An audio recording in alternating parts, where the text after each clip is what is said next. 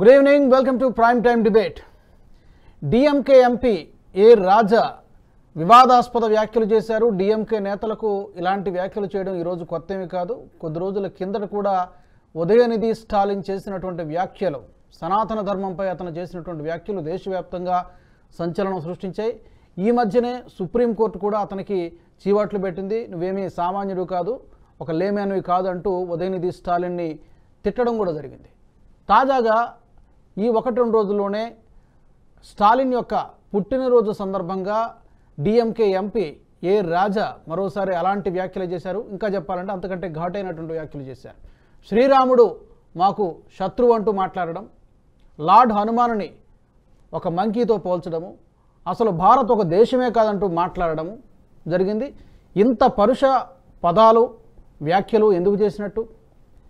Bharatiya Janata party Tamil Nadu రాష్ట్రంలో ఒక బలమైనటువంటి శక్తిగా ఎదుగుతోంది. ఈ మధ్య వచ్చినటువంటి ఒక సర్వేలో కూడా అది తేటతెల్లమైంది. ఇది చూసి అసహనాన్ని, ఫ్రస్ట్రేషన్తో ఇలాంటి వ్యాఖ్యలు చేస్తున్నారా, లేదా ద్రవిడ రాజకీయాలకు తమిళనాడు రాష్ట్రంలో కాలం చెల్లుతోందా? ఇలాంటి ప్రశ్నలు ఉదయిస్తున్నాయి. ఈ అంశానికి సంబంధించి ఈరోజు మనం విశ్లేషించేటువంటి ప్రయత్నం చేద్దాం. నాతో పాటు లైవ్లో జాయిన్ అవుతున్నారు మురళీ మనోహర్ గారు, రాజకీయ విశ్లేషకులు, అలాగే వెంకటరెడ్డి గారు, మరొక రాజకీయ విశ్లేషకులు అందుబాటులో ఉన్నారు. ముందుగా మురళీ గారు నమస్తే సార్. నమస్తే రాజు గారు. మనం గతంలో మాట్లాడుకున్నాం, ఉదయనిధి స్టాలిన్ చేసినటువంటి వ్యాఖ్యల మీద మనం దేశవ్యాప్తంగా పెద్ద సంచలనమే సృష్టించింది. ఇప్పుడు మరొకసారి అలాంటి వ్యాఖ్యలు, ఇంకా చెప్పాలంటే అంతకంటే ఘాటైనటువంటి వ్యాఖ్యలు చేశారు. ఈ కామెంట్స్ అన్నీ చూస్తుంటే అక్కడ బీజేపీ ఎదగడాన్ని చూసి వారవలేక చేస్తున్నారా, లేకపోతే ఇంకా ఏమైనా హిడెన్ ఎజెండా ఉందా? ఇది కేవలం ఏ రాజా స్టేట్మెంట్ గా మనం చూడాల్సిన అవసరం లేదు. ఏ రాజా కానీ, స్టాలిన్ అంతకుముందు స్టాలిన్ కానీ, లేకపోతే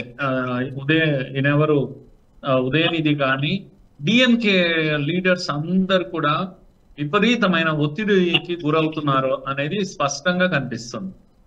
డిఎంకే అనుకున్నది ఒకటి, అవుతున్నది ఒకటి. వాళ్ళకి ఎదురే లేదు. కనీసము 35 నుంచి 40 సీట్లు తీసేసుకుంటాం మేమే.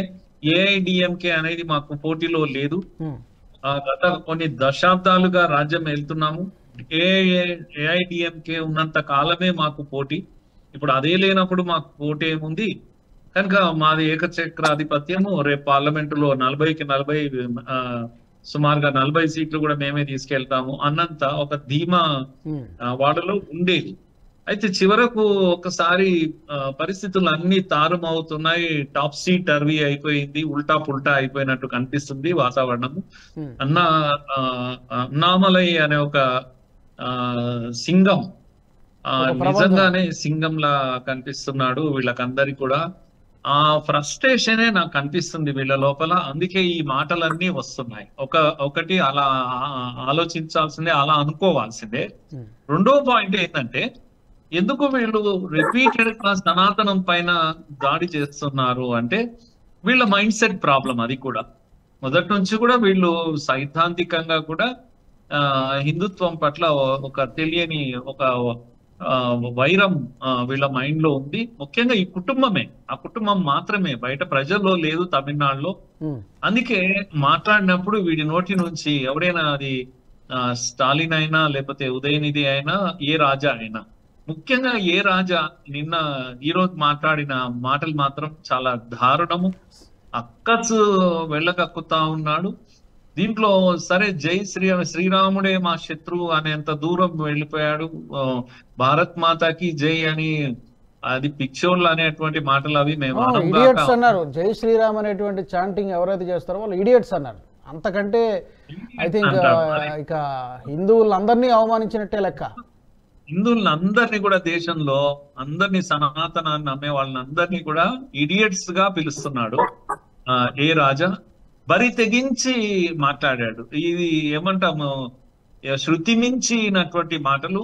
హిందువుల సహనాన్ని మరీ పరీక్షించడము.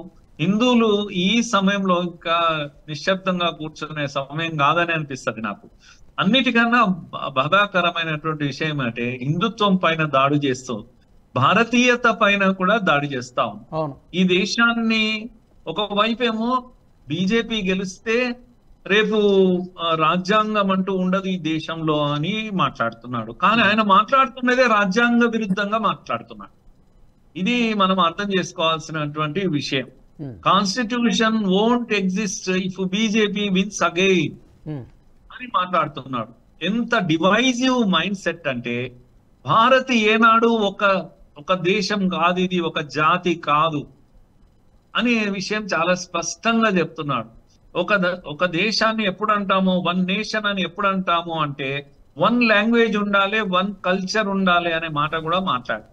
కనుక ఈ దేశంలో ఒడిస్సాది ఒక భాష, వాళ్ళ కల్చర్ వేరు, తెలంగాణ ఒక భాష, వాళ్ళ కల్చర్ వేరు, అట్లా మహారాష్ట్ర ఒక భాష, వాళ్ళ కల్చర్ వేరు, భాష వేరు కల్చర్ వేరు ఉండేటువంటి ఇన్ని రాష్ట్రాలు ఇన్ని ఉన్నప్పుడు ఇవి ఒక దేశం ఎందుకు అవుతుంది అని ప్రశ్నిస్తున్నాడు.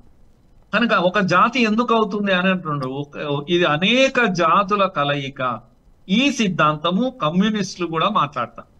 అందుకే ఇప్పుడు మనము చర్చించాల్సింది కూడా ఏంటంటే, హౌ యు అండర్స్టాండ్ ఇండియా అనేది చాలా ముఖ్యం. కమ్యూనిస్టులను కూడా చీల్చి చెండాడాలి ఈ విషయంలో. భారత్ ను భారత్ గా అర్థం చేసుకోవడంలో వీళ్ళు ఫెయిల్ అయిపోయారు. వీళ్ళ యొక్క మైండ్ సెట్ ఇష్యూస్ ను చర్చ చేయాల్సిందే. అసలు భారత్ అంటే ఏంది, నిజంగా వన్ నేషనా మెనీ నేషన్సా, ఇది కూడా చర్చించాల్సినటువంటి విషయం. ఎగ్జాక్ట్లీ. ఈ వీడియో మీకు నచ్చినట్టయితే లైక్ చేయండి, 10 మందికి షేర్ చేయండి. అలాగే కామెంట్ల రూపంలో మీ అభిప్రాయాలను మాతో పంచుకోండి. Nationalist hub group of channels ను సబ్స్క్రైబ్ చేసుకుని తెలుగునాట జాతీయవాద జర్నలిజాన్ని ప్రోత్సహించండి. ఈ వీడియో కింద ఉన్న బెల్ ఐకాన్ పై క్లిక్ చేయడం మర్చిపోవద్దు.